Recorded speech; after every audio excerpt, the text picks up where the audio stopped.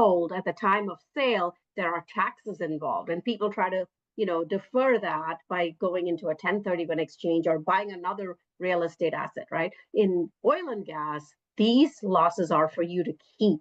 So you don't have to pay that back as a recapture to the IRS because of the tangible and intangible drilling costs and as well as the depletion allowance that's part of the IRS code for that.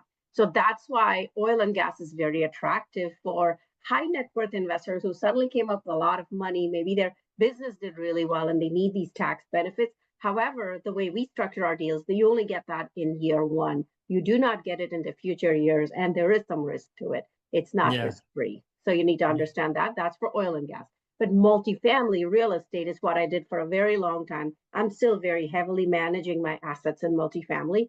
And the obvious tax advantage of that is just like any real estate, you do get it, but you have to be a real estate professional to fully use up all of it. So if you're working a full time job and then you say, I'm investing passively in real estate, you don't get to use as much of the tax advantage as in the case of a real estate professional, which is, IRS has a specific rules for the number of hours, etc. on that. So you want to check with your CPA. And typically a lot of people have their spouse as the real estate professional while they have the full-time corporate job and they're able to take advantage of that. But you want to understand the rules before you jump into an investment purely for its tax benefits. Yeah, yeah. And so you mentioned in your LinkedIn bio that you helped this chap called John.